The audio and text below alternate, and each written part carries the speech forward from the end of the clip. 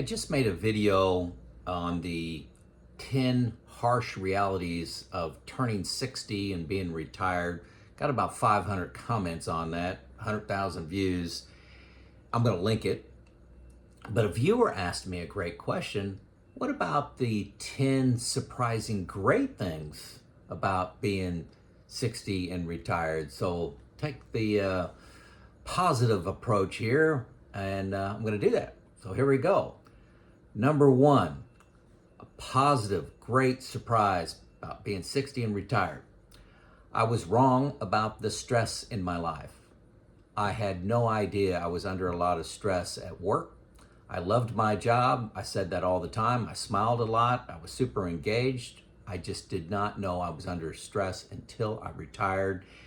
Now that's been 6 years ago now. I'm currently 60. I retired when I was 54. And it was just shocking to me in a positive way that I put down that stress. I equate it to putting down a 15-pound weight that I was carrying around with me. If you don't think you're under stress and you're working, you have deadlines, you have expectations, you have meetings, you have where you need to perform, you're under stress. You're under stress, okay? Number two, I stopped competing with others. And when I say this, I'll say it's more accurate to say I'm 90% stopped competing with others. This occupies a lot more headspace in me, and I think in you, than you realize. At work, there's competition to who looks better in this meeting, to getting the raise, the promotion, the recognition. It's pretty big. And in retirement, everybody already won the game. Everybody's just having fun. And, joy is the rule of the day. So greatly reduced competing with others. Nobody compares. One of the things that people think we compare is net worth. Nobody talks about net worth. Who's got more money, less money, who drives a nicer car, an older car. It's just, we're retired. We won. It's like you're laying on the beach. I've in this same category, I'll say it's cut down on gossip, cut down on complaining, and especially judging people. Maybe that just comes with age. There's always more to the story than I know, so why judge somebody? Just move on, okay? Some of that is competition hidden as judgment and complaining and gossip, okay? That's one of my theories right now. So stop competing with others. Number three, and this one's a big one. No alarm clock. I set my alarm clock 3 or 4 times a year. This is big, okay? I now sleep 9 hours. When I was working, I tried to get 7, and I got that most of the time, but my target was 7. I now take 9, but I never take a nap. I never fall asleep on the couch watching baseball or football. It used to happen 2 or 3 times a week. I would just kind of doze off. Never happens. Never. It's a big one. And a joy every single day.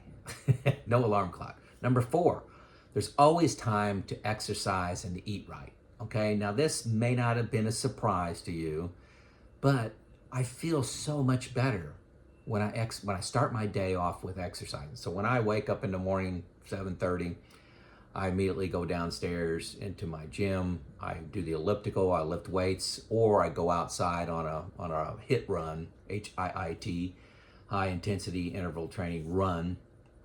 Got some videos on that if you're interested. Look back in the archives. But I feel so much better when I exercise. Not even counting those short-term benefits, the long-term health benefits are immense. The more you read, it's about what you eat and your exercise, not drinking, not smoking. You do those things, you're controlling 95%, if not more. The rest could be luck of your genealogy, okay? Number 5, flexible plans. Yes, I knew I would have a little more time and could be flexible, but this was better than I expected. I do when I want, what I want, when I want. Here's an example. I may plan to cut grass today, then somebody asked me to go out and for dinner. Somebody asked me to go to lunch. I don't cut grass. I can always do it tomorrow. That's one of the things I find all the retirees saying, I can always do that tomorrow. Sounds like procrastination when you're working, but just life when you're retired. I can make a video or I can watch a video. If I don't feel like making a video, I don't. Sometimes I'll make 2 or 3 in a day. Sometimes I'll go 1 or 2 weeks with making 0. All right? I can always put a task off till tomorrow. Today is a beautiful day. It was like 55 degrees Fahrenheit in the morning. It's up about 70 now. And I took my granddaughter, 9-month-old, outside in her walker, just playing around outside instead of trying to get something accomplished. I just enjoyed the day because it's a beautiful day. Fall is great in Indiana. Number 6, being present for family events, time on the back porch, whether it's in town or out of town, time with family. And this is especially meaningful for me today. Last Sunday, my mom went into the hospital. My mom's 86. My dad's 88. They're both still alive. And she was in the hospital for 5 days, and she transitioned to a rehab facility after that, full-time skilled care rehab facility. I was able to help out with all the paperwork. I didn't have any plans, didn't have a job. I helped with the facility selection, traveled and toured several facilities. I spent 4 nights in the hospital. I took the midnight shift, 7 p.m. to 9 a.m., 14-hour shift because I could. That was priceless to the family that I was able to do that. Also to my mom that I was there 2 o'clock in the morning, 3 o'clock in the morning. We had 24-hour coverage. It was difficult for anybody else to do the nights, and we did not want my dad doing that. Earlier in the year, I was able to spend 7 weeks in North Carolina. My first and only grandchild was born. We were able to help with that. We were planning on being there about 4 weeks, but then she developed a health problem. Don't worry about her, she's doing great. But she developed a health problem, and we spent another 3 weeks down there helping my son-in-law and daughter through that experience. It was quite emotional at the time, quite concerning at the time. So a couple of the worst days of my life, but she's since been recovering. I don't want to go into any more detail on that. Number 7, great surprise about being 60 and retired is helping others with my hands. Again, I knew I was going to do this, but the feeling of helping somebody, not just by writing a check, but by going and working alongside them, painting their house for Habitat, working with the Parks Board, just priceless time helping others with my hands. I enjoy doing that. Thought I would. I've always been a hands-on person, but you think about, I got to do this for 8 hours on Tuesday, and then you come back with tired, but the sense that you help somebody is overwhelming to me. Number 8, pursue a passion and then move on to another passion. That's the surprise. I knew I was going to retire to something. My plan was to do reliability and maintenance coaching to the next generation. And that's what I started out doing for, I'll say a year. But then it surprised me that I moved on to something else. I was doing that, wasn't really having the impact I was wanting to have. Took up a lot of my free time. And I've moved on to doing videos like this, retirement coaching, telling my story, trying to help those on the journey. I also wanted to do some traveling, and we're still doing that.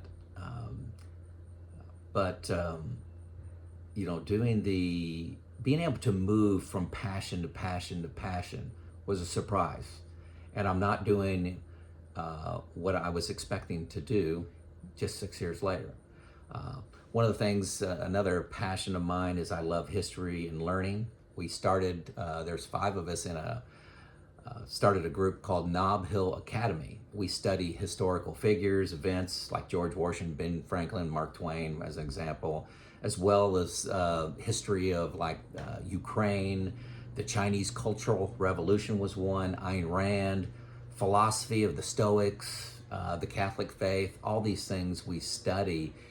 Martin Luther was another one that I really enjoyed. So just pursuing those passions and better relationships. That's number 9, better relationships. This group, this study group that I got, Nob Hill Academy, we've come together really closely, sharing our feelings and emotions and concerns and views of life.